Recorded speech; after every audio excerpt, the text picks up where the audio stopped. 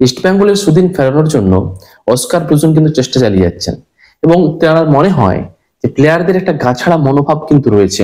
তো সেক্ষেত্রে বিদেশিদের কিন্তু ছাঁটাই করা হতে পারেই বলেই খবর। সমস্ত বিদেশিদেরকে ছাঁটাই করে যদিও দিয়ামান্ত ঘোষ তার সঙ্গে 2 বছর চুক্তি রয়েছে, তো সেক্ষেত্রে হয়তো তাকে রাখা হতে পারে, কিন্তু বাকিদের সঙ্গে চুক্তি ছিন্ন করা হচ্ছে এবং বেশ কিছু বিদেশির নাম অলরেডি জমা পড়ে গেছে। আমরা অলরেডি জানি যে ক্লেটন সিলভার কিন্তু বাদ দেওয়া হয়েছে এবং পরিবর্তন হিসেবে কিন্তু দুজনকার নামও এই মুহূর্তে ঠিক হয়েছে বলে খবর পাওয়া যাচ্ছে।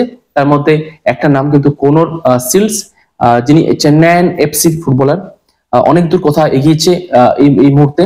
এবং আরেকজন আমাদের অনেকের পরিচিত রবসন রবিনহো, এর আগেও তার সঙ্গে কিন্তু একটা লিঙ্ক আপ ছিল।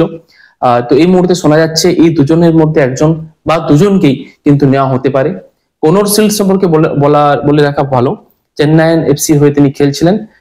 যদিও তার কিন্তু স্কোরিং রেকর্ড খুব ভালো নয়, কিন্তু অ্যাসিস্টের জায়গাটা অ্যাজ এ সেকেন্ড স্ট্রাইকার তিনি কিন্তু বলের পাস, গোলের ঠিকানা লেখা পাস বাড়াতে পারেন। তার 8টা অ্যাসিস্ট রয়েছে। আর রবসন রবিনহো কিন্তু বাংলাদেশের ফুটবলে যথেষ্ট সাফল্য পেয়েছেন। তো সেক্ষেত্রে দেখার বিষয় যে দুজনকার মধ্যে কাকে শেষ পর্যন্ত নেওয়া হয়, কিন্তু এই মুহূর্তে তাদের সাথে কথা অনেক দূর এগিয়েছে বলে কিন্তু খবর রয়েছে। তো দেখা যাক। এছাড়াও যদি বিদেশিদের কোনো আপডেট আসে আমি অবশ্যই শেয়ার করব। তো এই মুহূর্তে কিন্তু ইস্টবেঙ্গল টিম কিন্তু পুরোটাই নতুন ভাবে তৈরি হবে বলে কিন্তু মনে করা হচ্ছে।